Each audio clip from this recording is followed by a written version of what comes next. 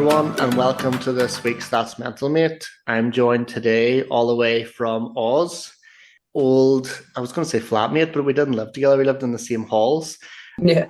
And old friend Olli Bam Francis. Hello. I just know he is Bam. It's weird. I've had 3 podcasts in a row where I just go by nicknames, so it's really weird calling them their actual name. Yeah, lots of people only know me as Bam, I think, even now from school. Yeah. I don't mind. We were just speaking there. You've listened to a few clips from the pod. We talk kind of about mental health, and I've kind of been approaching people that I know speak openly about different issues. So, do you want to maybe describe yourself a wee bit, just to let people know why I was interested in having you on? Or Yeah, sure. So I am trans non-binary. My pronouns are they, he. Um, I've also sort of had an intertwining journey with mental health, as the majority of trans people do, since I was pretty young. I'm pretty sure I've never officially been diagnosed with depression, but I don't think many people who actually have depression have been. But I've definitely had issues with my mental health since maybe the age of about 13. So yeah, looking back now, like especially a lot better than what I have been. I've definitely had a lot of issues since quite a young age. So it's been quite a journey. So yeah, those two things intertwined have been quite a huge part of my life for sure. yeah, and that's what one of the reasons I wanted to get you on, because obviously it's becoming more common now.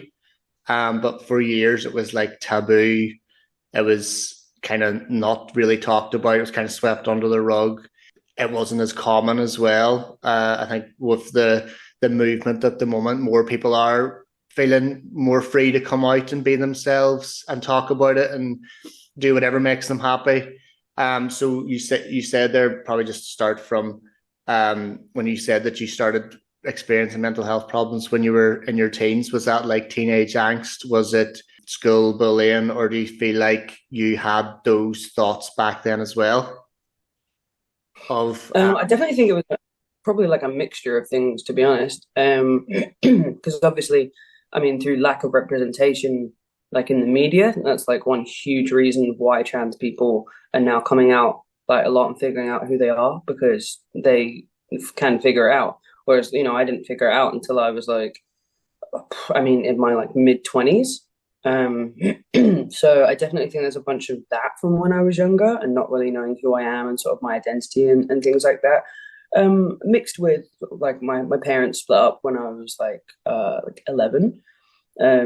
So I think those kind of things combined definitely kind of kick-started that. Do you mind talking about how you felt whenever I met you, you were living as a girl? I remember you always saying that you looked like Dougie from McFly, and you kind of loved that. Like you met him as well, didn't you? You're a big Yeah, a McFly couple of fan. times. But how was Yeah. that growing up as a girl? Did you feel like other people do, that they were in the wrong body, or how was that experience for you? Yeah, I definitely because I have one younger brother. So definitely watching him grow up 6 years younger than me, there was a lot of like I love my little brother, absolutely love him to death. He's like my favorite person in the world. But like there was definitely a lot of sort of like jealousy with the way he looked and like I used to dress him a lot and I used to want to always do his hair and stuff like that. And I just thought that was normal sibling stuff. But then I think getting older, I realized it was because I could dress him how I wanted to dress. Yeah, I think definitely like at uni, because I've always been quite androgynous looking. So at uni, I got a lot of attention because I kind of looked like a boy. I definitely think it affected my mental health in like a lot of ways. Getting involved a lot of the time with girls who said they would be with me if I was a boy. So that always weighed pretty heavily on me, I think, because it was always sort of like I always got treated like, oh, I'd be with you or I'd like you if you were different, if you were this way. So that was always pretty heavy, and I say that affected me a lot. I think I remember being actually out with you one night. Was it? It's not embargoes. What was that other one? God, I can't remember I where can't that even was. remember. I can't Is it the remember one what with it the was. caves? No, that was embargoes. It was the one that was kind of Oh, like okay. it was like a like a big. It was kind of like an arena kind of looking one. I can't remember what it was We called, always but I went to the remember. Boston. Oh no, I don't think it was. Well, maybe unless it was a different name. If you said the name, I would remember, but I can't remember now. But I remember. I think we were all in there one night, and I think Oh, Roadmender. Roadmender. Yes, that's what it was. Roadmender. I think it was in there. I think there was kind of a scuffle because you went into the toilets with the other girls, and the bouncer grabbed you. Did you experience that a Yeah, yeah. lot? Oh no, that happened in the one. Actually, probably happened in Roadmender as well. But yeah, I remember that happening. In is it Momo's in town? I still talk about that to this day. Yeah, the bouncer grabbed me by the scruff of the neck. Because I was going into the toilets, and also like as you know, I'm very much like lots of my friends are girls. And I'm still like I'm not like super laddie. It's like that thing that like girls do on a night out. They hold hands, they all walk to the toilet, get through the dance floor together. Like I was always a part of that, but I was in a shirt and I would wear a headband and have it look quite androgynous. Yeah, and then the bouncer I remember grabbed me by my collar because I was wearing a shirt as I walked in and just kind of like like a cartoon, like hoiked me out, and I was just like, "I'm a girl," and he was like, "Oh, okay." So I kind of always had that to deal with, but that's a whole nother thing. It's just bathrooms, just like a trauma from bathroom experiences. Like even to this day, like because I'm still like I'm non-binary. I'm just sort of like I'm like non-binary mask. Like the bathroom issue affects my mental health like all the time because I have to pick one. And going from one to the other, it's also men's bathrooms are disgusting.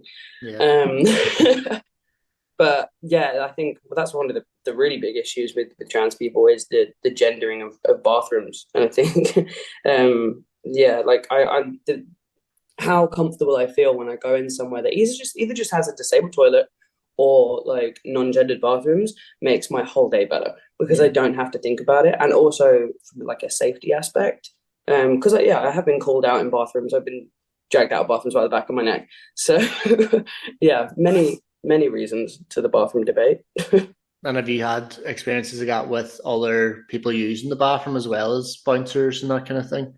Yeah, I remember being younger and being I was at a convention in London. I think I was at like Comic Con or something. And I think I was wearing the same shirt actually. Maybe it's just that shirt. Um, It might be. but yeah, I was in the bathrooms, and I was like, I had like makeup on, so I was like in costume, and I was like washing my face or something, and some woman came up to me and was like, "Why are you in here?"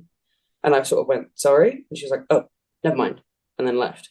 That was like, God, that must have been like 15 years ago. But I had an experience last week. I was at Bondi Beach at there's a place called the Icebergs where you swim and you pay to go into the like natural swimming pool. Um, and obviously I had to go and change and put some sun cream on, and they only had gendered changing rooms. And I don't feel comfortable using the men's, so I just use the one that goes with my biological sex. Yeah, I was changing and I went to go into the toilet cubicle and I heard an older lady shout, "Excuse me, this is the women's." I just carried on, like went to the bathroom and stuff. I think so. There was a lady outside who spoke to her and corrected her and told her to leave me alone. But I think it's such like a heightened fear thing when I just do simple things like try and go and change. Like I'm always looking at the floor as well because I'm just like if I just go in and look at the floor, crack on with my business. Like I'm like I either want to pee or I just want to change to go swimming. And it just it turns out to be this whole big deal. And I never know whether I'm going. Some days I don't. Some days absolutely fine. I've had so many experiences where nobody said anything to me. But I think once you have like a couple, and also if you grow up having them, I think it obviously like stays in your head for sure. Yeah. And it must be really hard going somewhere new because you don't know what that environment's going to be like. You don't know what the clientele is going to be like. But also, Yeah, what you said about staring at the floor, that's probably like embedded into you because of the arguments at the moment going ahead about men just want to go into women's changing rooms just to creep and you're just like it's yeah, probably you've got that in the back of your head as well, thinking of if I look or if I raise my eyes, they'll think that's what this is, kind of thing. yeah, exactly. Yeah, I think because there's such a stereotype on like it's not even a stereotype. It just doesn't exist. Of trans people like being predators. And it's like we all just want to change or go to the bathroom like in peace and be safe. And like, cisgender women like aren't afraid of trans people, they're afraid of men. And I think that's where the confusion comes in, is your issue is with straight men, like cisgender straight men. It's not with the trans community. Like we just want to be safe as much as cisgender women do. So the whole bathroom debate is, that's another thing that sort of just weighs heavily on me, is the amount of politics happening with trans people at the moment. It's like a whole nother thing for me to deal with in my brain. It's a big thing at the UK at the moment. Like Rishi Sunak was making announcements a couple of weeks ago. That kind of thing is it as big as well in Australia at the moment? Is it kind of like a global issue, or?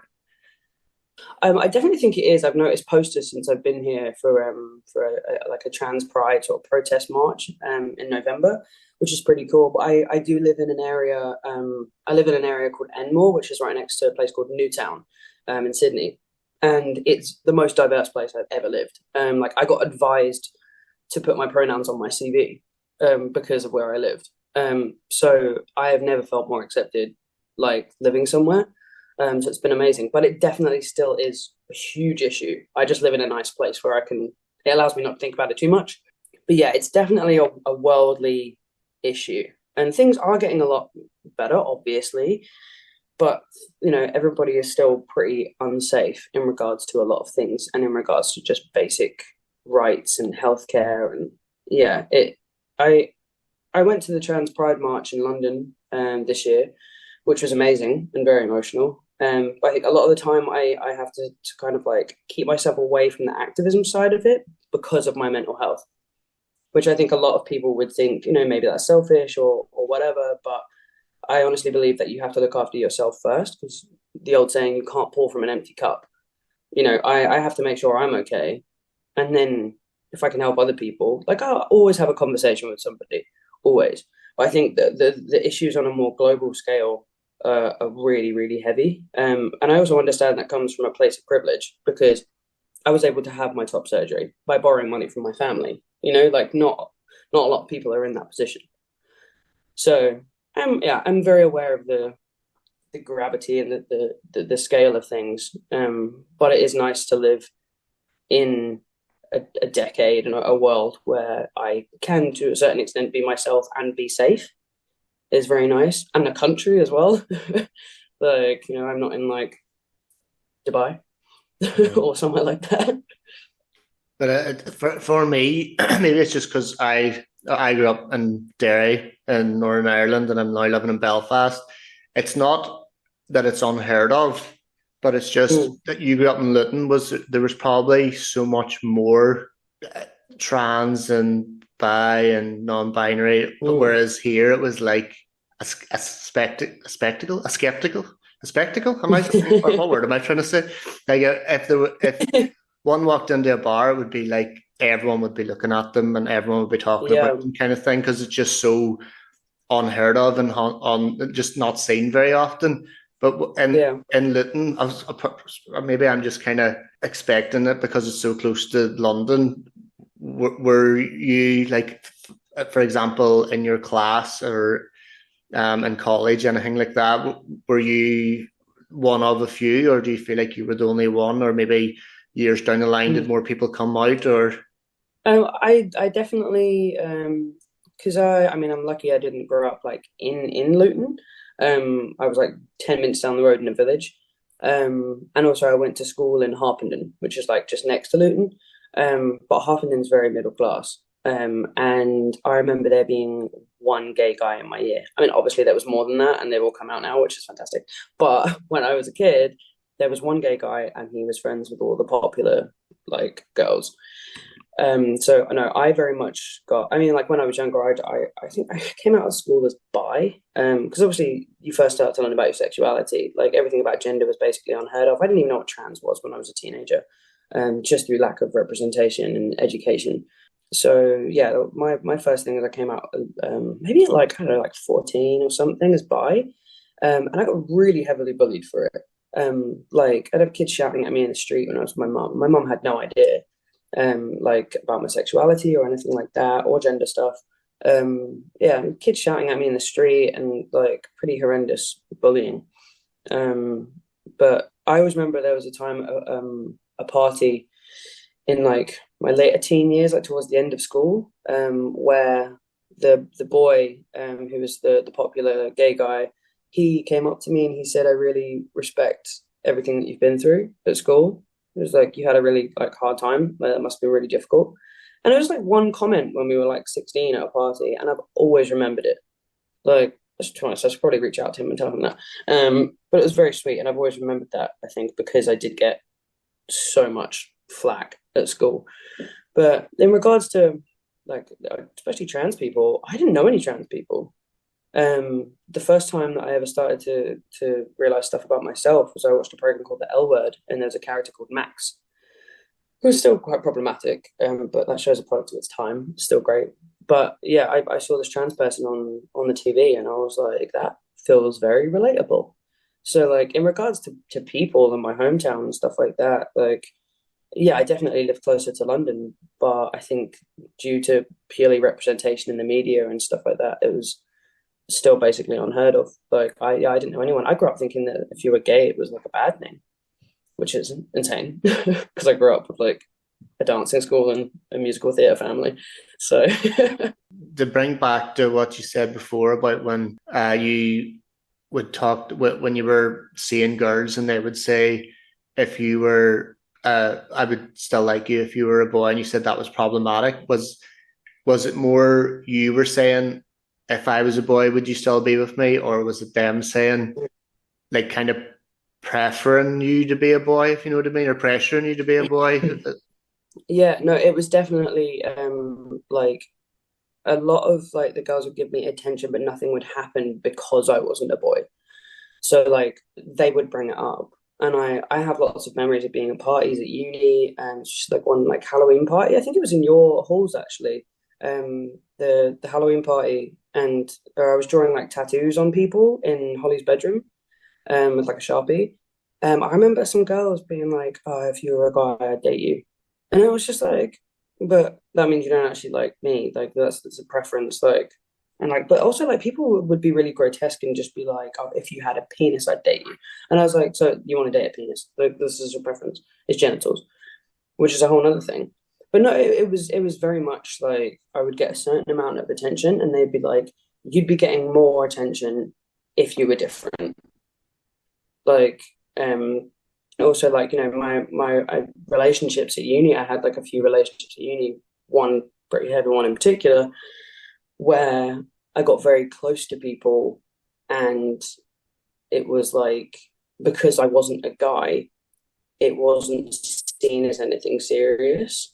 um like I had a really big relationship at uni, and I will not mention names, but would really affected my mental health because I would always get involved with people with boyfriends, um, because I was sort of like seen as a friend, but then we would behave like we weren't friends, um, and definitely blur the lines of friendship a lot. And it would usually involve me getting feelings, and then they would go off at the end with their boyfriend, which I think led to a really big complex in my mind of me always competing with men, which led to some really unhealthy behaviors, even way into like my late 20s, where like I'd always be competing with cisgender men.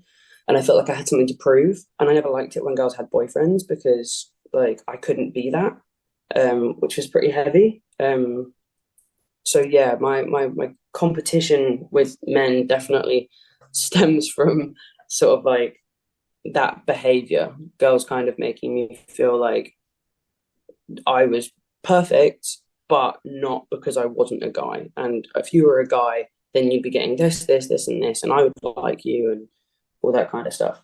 It is strange, though, 'cause, like I remember, and I remember I probably still tell people this because it was so ahead of its time. Like I remember you saying, "I am attracted to girls, but I could meet the man of my dreams tomorrow, fall in love, and have kids, and live happily ever after." It was. I remember you telling me that, and I was that's such a refreshing way of looking at things. Like you're just saying, "Yeah, I am a lesbian, but you never know," kind of thing. I suppose that was before Yeah, the LGBTQ plus where people just kind of say, I don't know I don't want to say the wrong term, but people that say that Mm. they fall in love with the person, or people say that there's the energy, or it doesn't matter about bodies, that Yeah. kind of thing. And I just remember like you did seem far beyond your years, not in an old Oh, person that's way, really but you know cool. what I mean. Like I still remember Thank you. telling people that. Yeah, that's really cool. Yeah, I think because, I mean, because gender and sexuality definitely they cross paths, but they're two separate things. And learning that was really impressive. So, I mean, like even until now, I've been like, I know I'm exactly the same. I'm like, I could meet someone like I'm very much attracted to girls, um, but I could meet a guy, and yeah, and be super attracted to them. Also, like because gender is such a crazy spectrum now, like I don't even usually say I'm just attracted to girls. I'm very attracted to hyperfemininity in whatever form that comes in. If that's a non-binary person, or if that's a girl, or even if that's like a really beautiful man. Like I just don't believe in putting restrictions on myself for the rest of my life for what I like. I think that's insane. Um, but yeah, I think one thing as well which really helped with that was when I got referred to the gender clinic.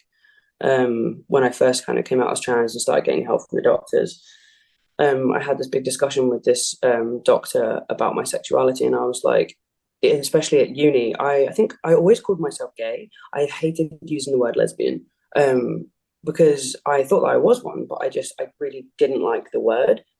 And then when I started going to these sessions with this, gender specialist, this therapist or whatever she was like, "You don't like the word lesbian because you're not a girl." And I was like, "Whoa." Like it blew my mind. It's probably like one of the biggest mind blown like experiences that I've had in my life because I was just like, wow, that explains so much of my like teen and early 20s years of why I had a lot of internalized homophobia. Like I said, a lot of unpleasant things towards like lesbians and gay women, just because of my internalized homophobia. Obviously, it was all just because of myself, because I didn't like that word. I kind of didn't like what I was. I didn't understand I wasn't a girl. Um, so I thought that was pretty impressive to learn about for sure. And do you mind talking about you did mention Max and was it the L word when you started realizing, but how did you go about to go to the clinic and hear about the clinic, and how did you tell people that, like, can you maybe talk through your journey a bit? Yeah, sure. So I actually forgot that I went to the doctors when I was about 17 about thinking I was trans, which is hilarious. So when I went in my mid 20s and said, I think I'm trans, I want top surgery, this woman looked back at my doctor's records and she said, "You were referred to a gender clinic when you were 17." And I was like, "What? Was I?" And I had no recollection of this. And that blew my mind as well. So obviously that was around the time that I was watching the L Word. And I do remember I bought some bandages and I tried binding my chest when I was like 17, which is a really bad thing to do. It's very dangerous. And it kind of didn't work out, and I didn't feel like a man. So I was like, I'm probably not trans. I don't feel like a man. So I just left it, and I just, considered like being a gay girl, even though it didn't feel right. And that's kind of how I lived like the next like almost decade of my life. Because even though watching the L Word and seeing some trans people helped me a little bit, there wasn't any education about the expression of gender or the spectrum of gender, and how that can present itself and how to discover myself. Um, and I don't even remember when that started, to be honest. I remember really my journey led with like my physicality. So like my chest was like a really big deal. And I always felt uncomfortable. Like I didn't have a like a relationship or like a physical partner where I could take my top off in the light in front of them ever. I just yeah, I would sleep in a sports bra. I would wear binders towards my late 20s, like if I wanted to wear shirts and stuff like that. And yeah, I think once I realized that my chest was a huge issue and causing me so much dysphoria and so many issues, um, that was an amazing turning point in my life. Like having top surgery was one of the best things I've ever had like done or had happen to me. Absolutely like game changer. I'm like I had underdeveloped muscles in my back. My osteopath friend told me because of how bad my posture was. Because I always used to slouch to hide my chest. Um, so like I mean, after I had surgery, I'd go around and see people for the first time, and they'd be like, "You look a foot taller," because I was actually standing up straight. Like it affected so many different areas of my life, physically and mentally. Um, that everyone's not everyone. A lot of people have been like, "Oh, you can have other surgeries and other things," and I'm like, me personally, probably not, because yeah, my top surgery was just absolutely turned my life around. You said you borrowed money from your family to get that. What would the if you was that private? Do you mind me asking? Is that to go private? Yeah, it was. If Yeah, there's it was a people private clinic. private clinic, if there's Yeah, people out there that wanted to go through the NHS, is it years and waiting lists? And yeah, did you try that route or and decide it wasn't for you or? yeah. I did. I got referred by my doctor to the gender clinic, and this was quite a few years ago now. But I think it took maybe it was around a year until my first appointment. And now, because this was maybe like I don't know, like 6 years ago. Now I think the wait time is like, I mean, I'm could be wrong with this. I'm taking a guess, but I think it's around like 4 years for your first appointment, which is insane. Because waiting a year for And that's not mine, even doing anything. That's just discussing it. yeah, that's your very first appointment with a gender clinic. And there's gender clinics being shut down left, right, and centre, just because it's all so underfunded. Um, but yeah, I was very lucky, and a lot of people are very lucky that they can borrow money. So like I had about I think maybe like 4 appointments at the gender clinic over a period of like 3 years, which is really good. It's taking people a lot longer to do that now. But even when you say that, even when you say 3 or 4 appointments over a period of like years, that even sounds insane. Like that was a lot of waiting for me. So the toll that it's taking on young people to try and get help now, waiting like 4 years for their first appointment is absolutely ridiculous. It's heartbreaking.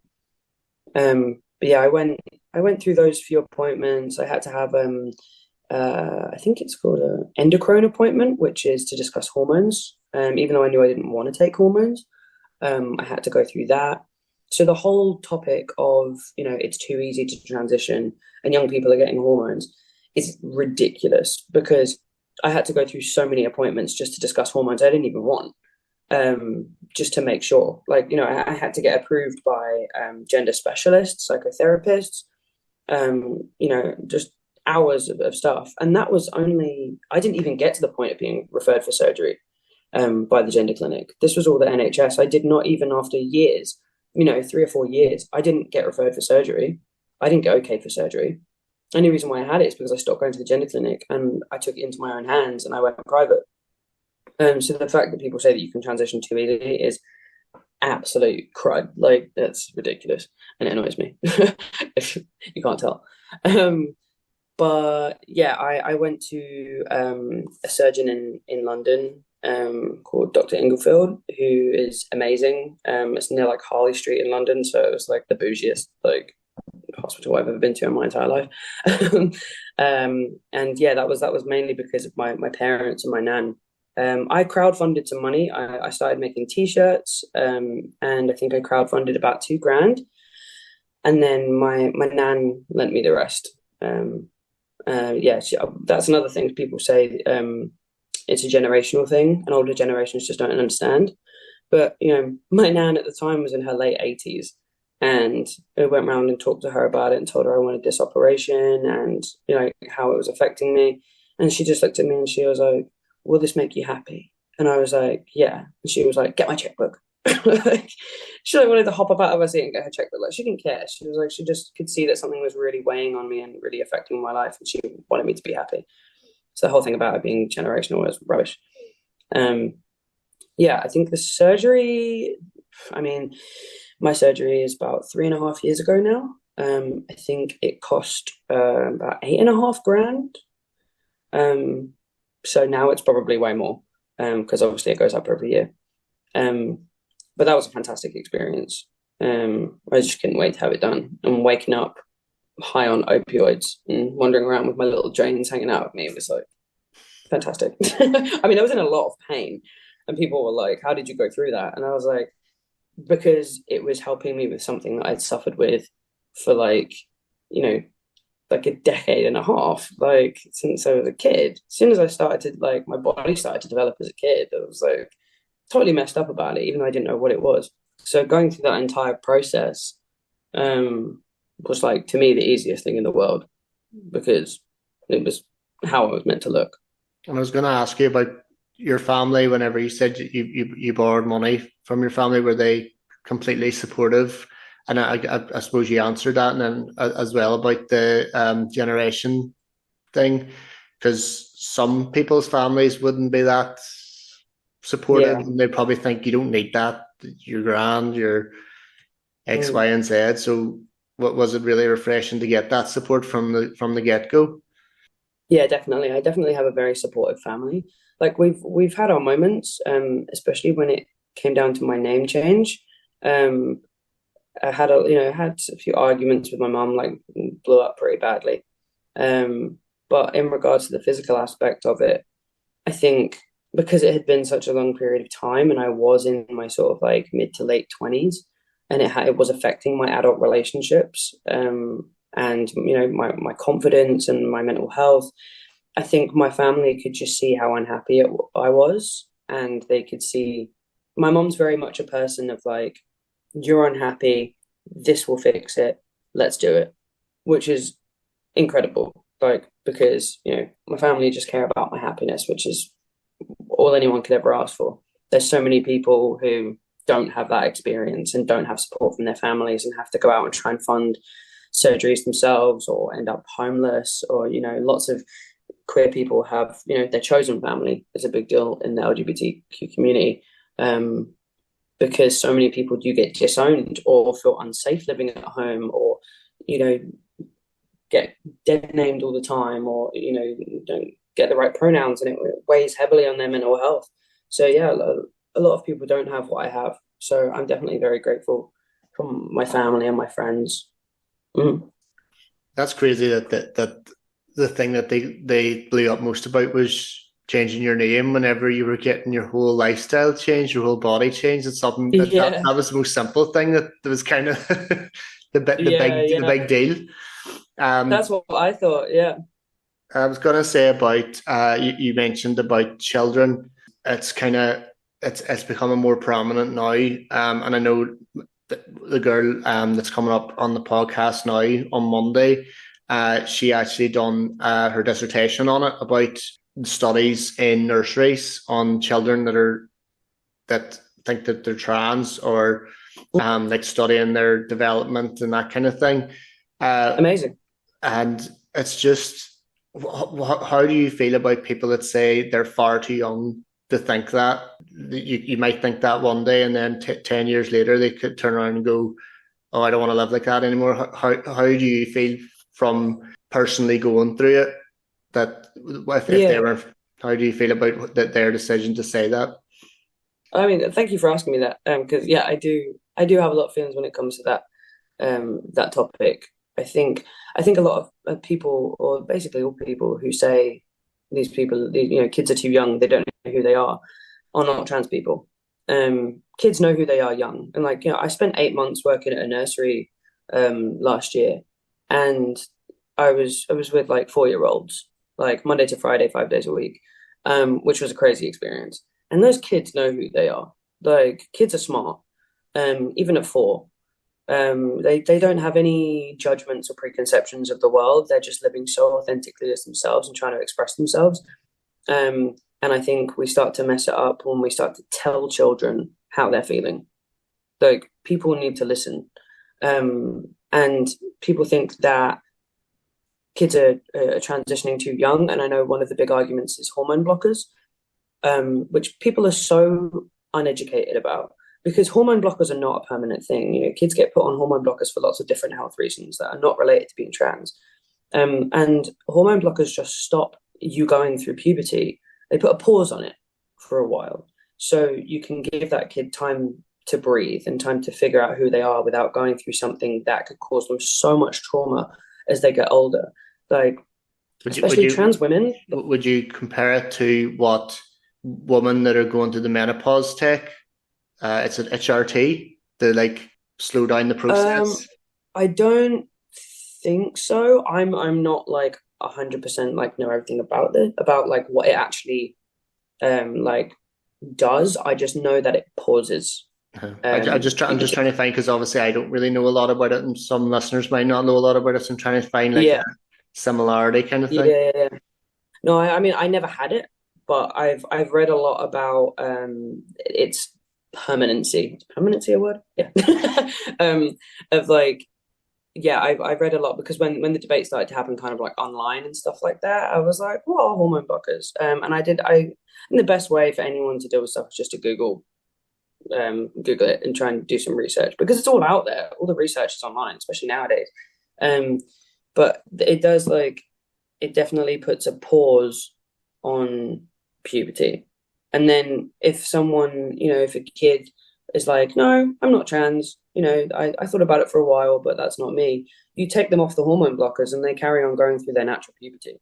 Like, so the fact that people are like, kids are getting surgeries and going on hormones, no one is putting a child through surgeries. Like no one is giving a child who is too young hormones. Like you still have to wait to a certain age to get hormones. You can just have hormone blockers younger to help you pause it and think about it. Because yeah, if you're like, for example, like if you're one of the biggest things that I've known speaking to people is, I have dysphoria with my voice. I'm quite lucky because I have a low voice for a biological girl. But if you think about trans women and how much dysphoria and especially if they want to pass, because not every trans person has to pass, but if trans women want to pass, like a big deal of that is their voice. And so if someone goes through male puberty and their voice drops, that is basically unreversible. Your voice will change on hormones, but if that trans woman had had hormone blockers at a younger age, then it would have saved them a lifetime's worth of dysphoria and pain and probably horrible experiences. So yeah, I think when it comes to kids, I wish that people would listen to children more and tell them what to do less. And can I ask what you meant by a trans woman wanted to pass? Is that pass as a cis It's like woman a or yeah? yeah, yeah. Yeah, yeah, because of it, like a lot of people, I think also for safety reasons, there's maybe one, there's many reasons as why somebody would want to pass or when they wouldn't. But yeah, passing is sort of just like in the cisgender world, people not thinking you're trans, which a lot of people do just because they want to, or because of safety, or because of many things. I definitely have felt safer when people have assumed that I'm just a guy, in a lot of spaces. I definitely get less attention and less looks. People don't really care. It's nice to experience a tiny bit of male privilege. But yeah, the passing thing as well is some people get really aggressive online about people who don't want to pass, who aren't bothered about passing, who say like I'm a trans man or I'm a trans woman, and when you look into society wise and what people perceive you as, people would think that they are not.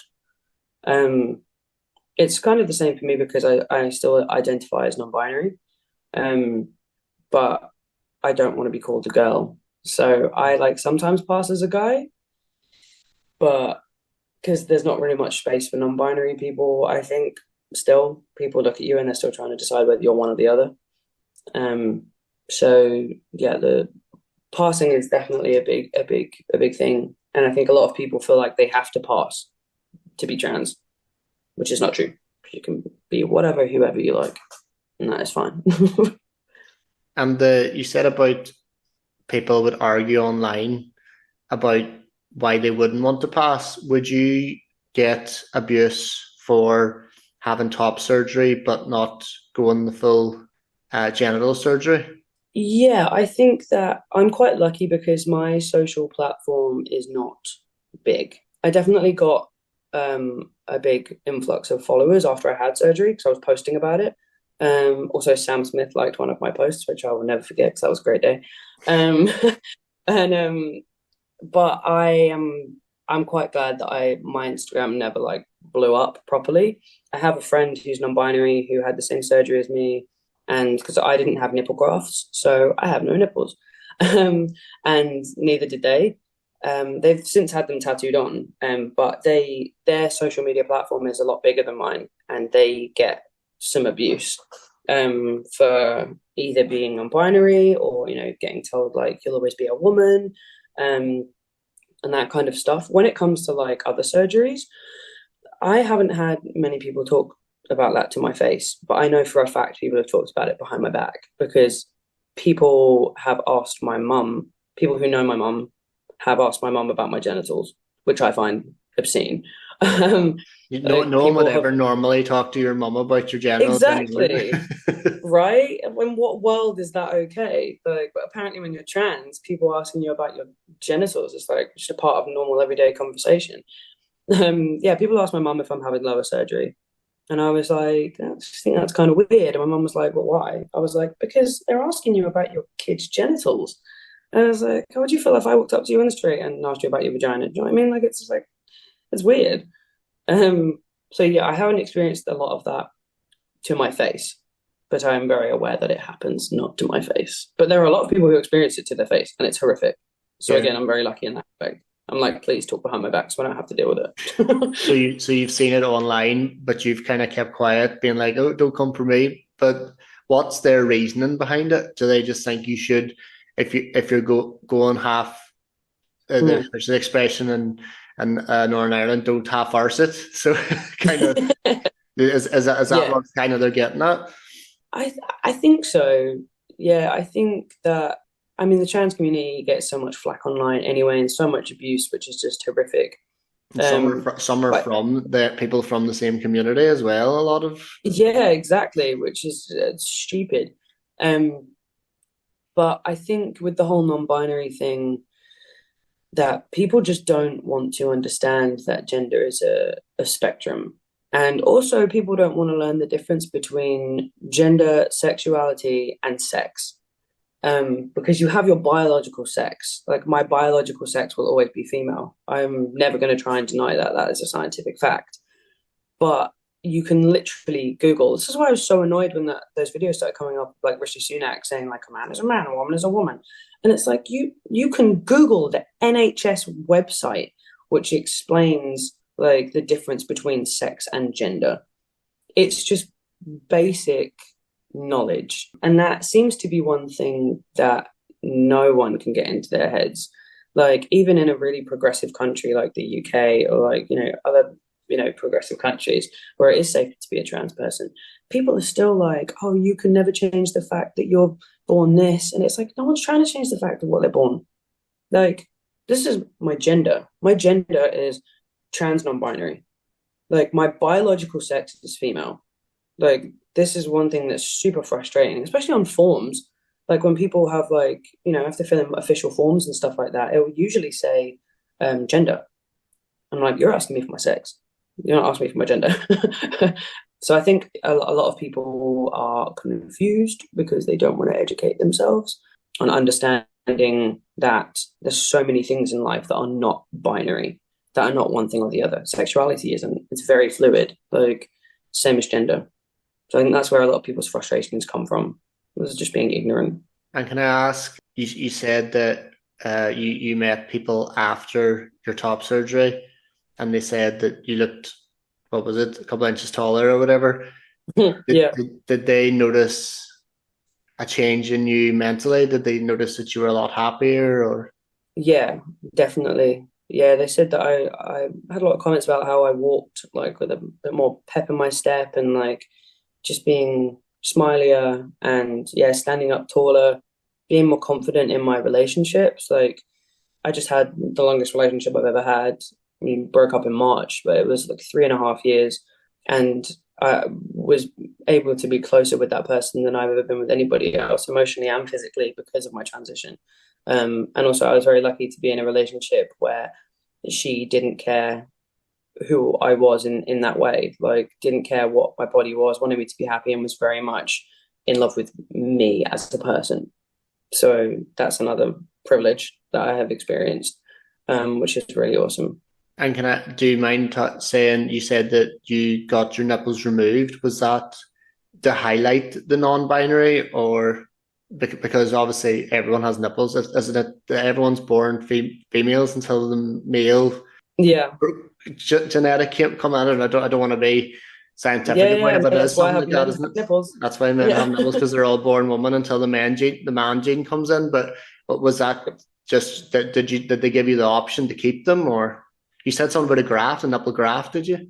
Yeah, I think I kind of always knew that I didn't want them, which is really weird because I'd never seen anybody without them apart from like Disney characters that don't have nipples. Or S clubs? Oh no, I was going to say S Club 7, but that was belly buttons, wasn't Oh yeah, that was belly buttons. Um, yeah, no, I remember looking at the time, I guess my early mid 20s, when I still had a Tumblr account. I remember trying to research on Tumblr like top surgery with no nipples. I was searching all these things, and I found one person who had had top surgery, who was non-binary, who hadn't had nipple grafts, and I was like, that's how I want to look.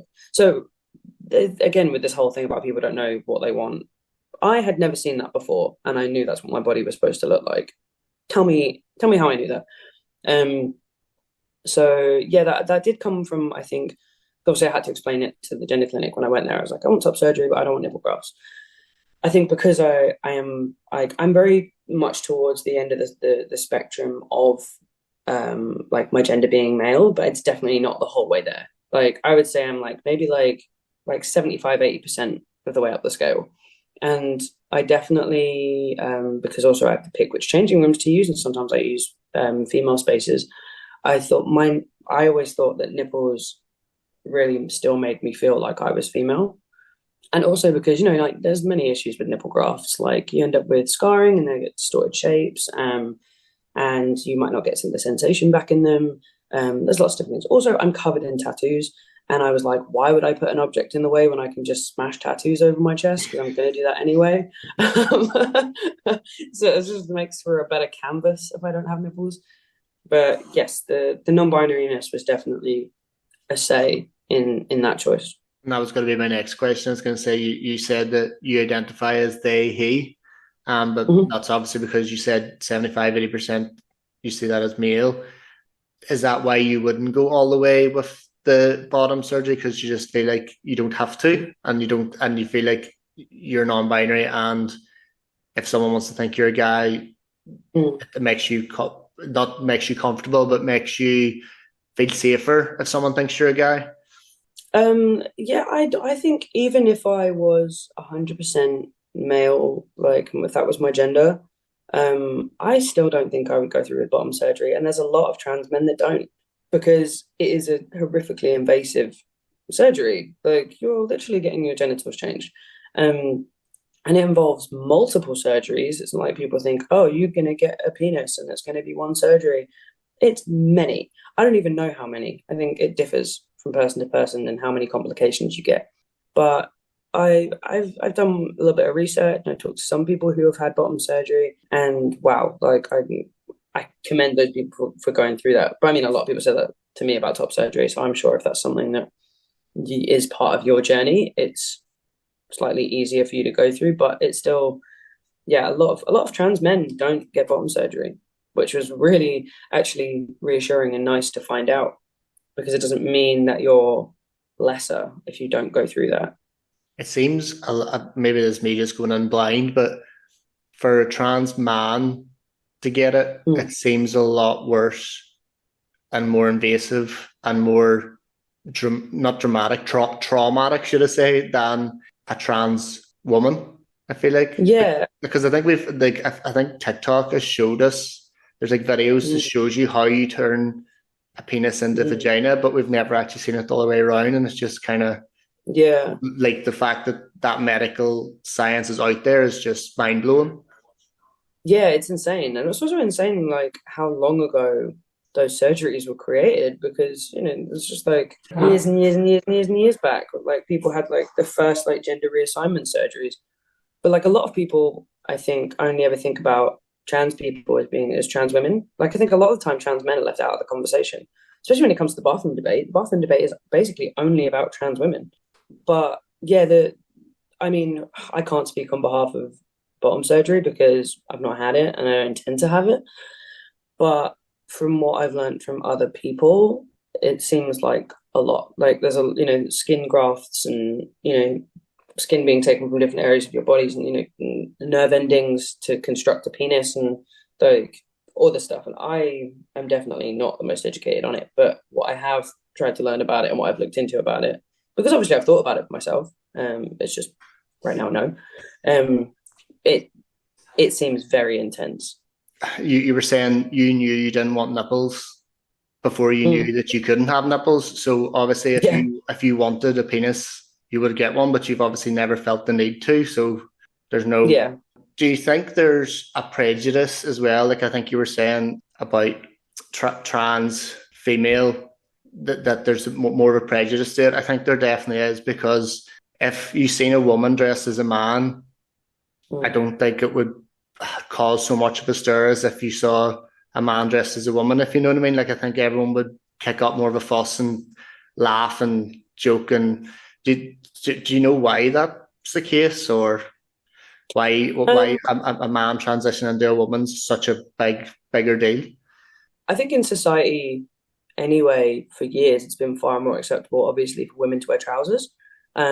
Men still can't wear dresses, like, without getting abuse, but women can wear trousers all the time. So that way around, like, women being tomboys is far more accepted than men being femboys and being feminine. So just coming down to that. In regards to like the humor aspect of it, I was really interested in this. And there's a really great documentary on Netflix, which I wish everybody would watch. I've showed it to so many people. I watched it with my mum. It's so educational. It's called Disclosure on Netflix, and it is a documentary about trans representation in the media, particularly film and television, throughout history. So it starts from like black and white films. And when you look at what we grew up with, especially in regards to one of the things they concentrate on is actually Ace Ventura. If you've seen Ace Ventura, the first one, I did. I watched that as a kid. I thought it was hilarious. Loved it. I love Jim Carrey. This the one Um, where he's got the ballet boat or whatever I the. think is that the first one or the second one? I can't remember. To be honest, I don't watch it anymore because it's unpleasant now. But this is the one where the villain is a trans woman. Spoiler, sorry if you haven't seen it. But there's like multiple things that happen in that film that are seen as funny. Like I think Jim Carrey's character like kisses her at one point, and after he finds out that she is quote a man, like a trans woman, there's a whole montage of him brushing his teeth, plunging his face, scrubbing his tongue, throwing up in the toilet. That's heartbreaking. That makes me feel so sad. That's so upsetting that is something that I grew up with thinking that was normal and thinking it was funny. But a big point as well that documentary made was trans people in film and television, and trans representation in the media. We've always been seen as either the villain or the joke. And I have always remembered that quote, and I tell people that all the time because I'm like, if you look at what we saw growing up, if you look at things like Little Britain and yeah, Ace Ventura and Mrs. Doubtfire, I love Mrs. Doubtfire. But it's funny because it's Robin Williams, who is a man dressed up as an older lady.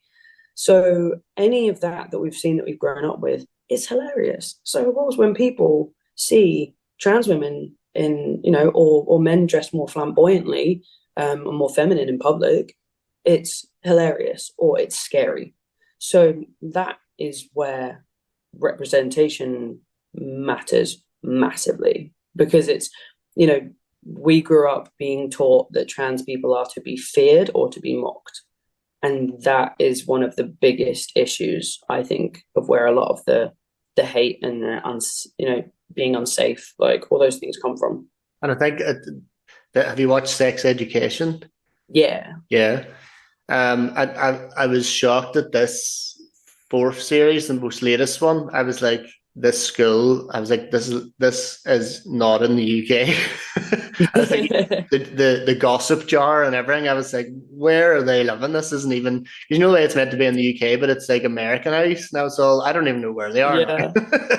Yeah. Yeah. But that was like, I remember watching that and being like, I think Otis and Maeve and what do you call the popular girl, Ruby? Yeah. I think they're the only straight people now in the whole school. Like it was there was like so like do you look at that and be like, I'm so happy there's so much more representation? For sure. Yeah. Yeah, 100. I remember watching that, and I remember was it the season before where they introduced the non-binary character? I can't remember Yes. their name. Oh Um, yeah. Cal? Is it Cal? Cal. Yeah. Yeah. Yeah, when they introduced a non-binary character, I didn't know that they were doing that. And I was watching it because I've been a fan since it started. And seeing someone on screen putting a binder on and saying they were non-binary, like I think about it now and it chokes me up. Like it makes me feel emotional because I didn't grow up seeing myself on the TV. And I remember trying to explain representation to my mum when we watched that documentary together. I said she didn't understand, and I said to her, when you were a little girl, when you were growing up, did you see people that looked like you on the TV and in films? And she was like, well, yeah. And I was like, I didn't. And luckily that got to her and it blew her mind. She was like, wow. Because like the closest that I had was like Peter Pan. It was like little pixie boy. Like that's who I liked as a kid. So watching Sex I thought you were gonna Education. say Pirates of the Caribbean. Oh, and yeah, the flamboyancy of Jack Sparrow just like it's always you know me. Yeah, the watching Sex Education and seeing multiple trans non-binary characters, especially in this last season, just like oh, I get chills even just thinking about it. Because just yeah, there's nothing. It's hard to explain this. There's nothing like seeing yourself on screen, and I feel like especially like cisgender straight people are so used to that, and that used to that being the norm. They can't imagine what it's like to not have that. And it's like no wonder we don't know who bloody hell we are because we can't see ourselves. So the amount everyone's like, why is it so important? It's like the amount of kids that get to see themselves on the TV screen and it helps them figure out who they are as a person. The younger that happens, the better.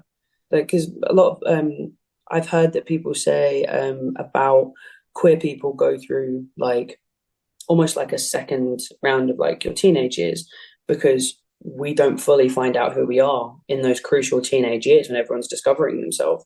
Like, you know, I didn't fully figure out who I was until like my late 20s. I mean, I still am, like everybody still is. But because of that representation, if I had a show like Sex Education when I was younger, would have happened so much faster. So I think today's generation have a lot of help for sure, which is amazing. Yeah, and those shows, I think a lot of people don't realize how important they are. And that probably kind of reiterating what we were talking about earlier about kids are too young to realize what they are and think about what they are. There's also that argument of if they're watching that on the TV, they're gonna turn gay because they're watching this on TV, and or they're gonna turn non-binary because they're watching this. What do you? I can tell by your face that what you think about that, but do you want to vocalize it? Yeah, yeah. Obviously, TV and film and media has a big influence on young people. Like, I understand that. But I also think that people shame phases. You know how people say, oh, it's just a phase. And it's like, but how do you figure out you are without going through phases? Some of those things will stay and they won't be a phase, and some of them things will be. So, like, let young people go through their phases. Like, it's not a taboo thing to go through a phase. But like, if somebody watches something on TV with a trans person and they identify with it and they think that might be me, like I did when I was 17. I'm the prime example of it. I thought I was a trans man when I was 17. I went to the doctors, I started trying to bind, and I was like, this doesn't feel right. And I'd seen that on a TV show. And so I tried it. I knew that it, because kids are smart, teenagers are smart, we know who we are. I knew that wasn't me. So I put it back down. And then it wasn't until years later when I learned about being non-binary. And I was still questioning it all those years. I still had lots of issues because of it. I just knew that I wasn't a man. So like again, it goes back to the fact that kids are smart. Trust kids. Let them explore. Let them make mistakes and go through phases and let some of those phases stick and let some of those phases pass. Like, it doesn't matter. People are, we all go through things and phases of what we like and what we don't like. I went through a real pink and purple phase when I was younger, and then I went like to black. All my clothes were black.